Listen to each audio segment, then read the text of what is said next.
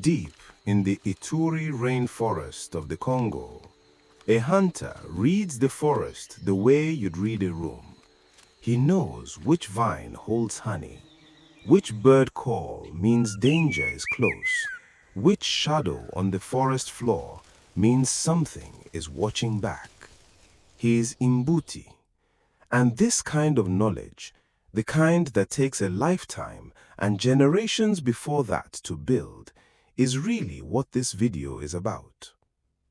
Quick question before we go further. When you hear the word Pygmy, did you know that's not actually what any of these communities call themselves? It's a label handed to them from the outside, and it flattens three completely different peoples into one word. So let's undo that, because the Twa, the Mbuti, and the Baka are not one culture in three locations. They're three separate peoples with three separate languages, three separate histories, and honestly, three very different ways of surviving in some of the most demanding environments on the planet. Start with the Twa. They live scattered across the Great Lakes region, Rwanda, Burundi, Uganda, Eastern Congo. And here's something that sets them apart from almost every other forest people in Central Africa. Most of these communities trade forest goods, meat, honey, medicine, for pottery made by their neighboring farmers. The Twa don't have to. They make their own pottery. Twa women have historically carried loads of clay pots on their backs across borders on trading routes that stretch for miles, sustaining entire communities. That's not a footnote. That's a whole economy, built by a people usually only described by their height. Then there's the Mbuti, deep in the Ituri rainforest of the Democratic Republic of Congo.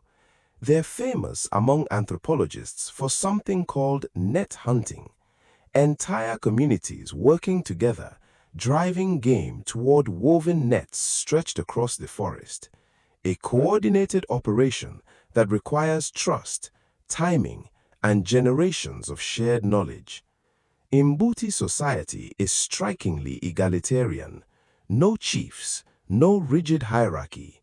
Decisions get made communally, and disputes are often resolved by something almost unheard of elsewhere: mockery and humor, diffusing conflict before it escalates.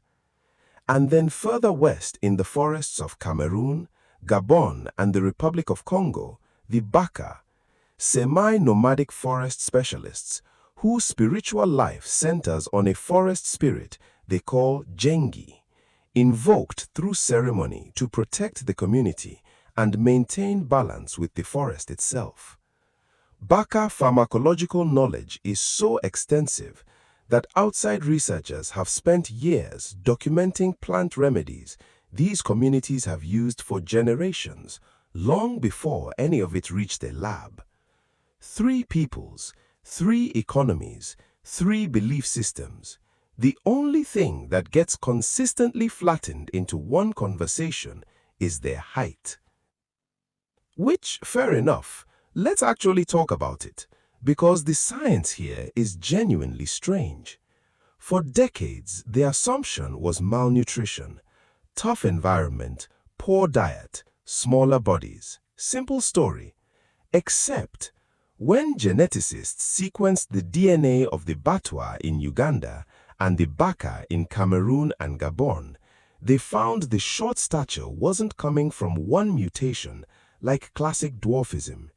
It was scattered across dozens of locations in the genome, tied to growth hormone pathways, and the genetic signatures were different in each population, meaning this trait didn't evolve once and spread. It evolved independently multiple times in unrelated rainforest populations on different continents, all converging on the same body type. Researchers have landed on a few overlapping explanations. Smaller bodies shed heat faster in punishing rainforest humidity.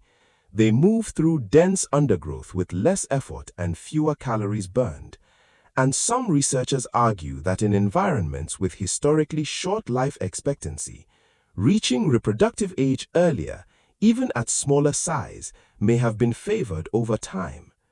Most scientists now think it's some combination of all three, reinforcing each other across thousands of years. It's a real adaptation, not a deficiency, but it's also, at the end of the day, one biological fact about these communities, not the whole story of who they are. Here's a part of that story that gets left out constantly: the music. Mbuti and Baka vocal traditions include a style of layered, interlocking singing, multiple independent parts, improvised in real time, weaving together into something staggeringly intricate. One ethnomusicologist who spent decades studying it said this level of harmonic complexity wasn't reached in European music until the 14th century. In 2008, UNESCO formally recognized this polyphonic tradition as part of humanity's intangible cultural heritage. Not a curiosity, a masterpiece, sung communally for hunts and funerals and ordinary nights in the forest. So if there's this much depth here, distinct economies, distinct belief systems, a musical tradition scholars travel continents to study, why does the outside world still mostly know these communities through one outdated word and one number? That question connects to something urgent happening right now. In 1991, Uganda created Bwindi Impenetrable National Park and Maginha Gorilla National Park to protect endangered mountain gorillas. It worked. Gorilla populations have grown since. But the Batwa, who'd lived in that forest for generations, were evicted with no land and no compensation. Today, researchers estimate over 80% of Uganda's Twa are landless. Across Rwanda and Burundi, similar patterns repeat. Twa communities pushed to the margins, facing discrimination that starts for many children before they even have a birth certificate. In Cameroon and the wider Congo basin, Baka communities have faced forced displacement as their forests became conservation zones and logging concessions, alongside documented reports of violent mistreatment by park guards hired to protect those same reserves.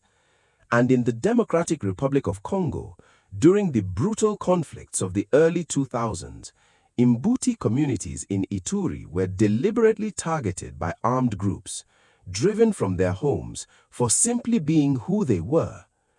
The forest that shaped these languages, these belief systems, these songs over thousands of years is the same forest many of these communities are now being pushed out of, sometimes in the name of protecting it.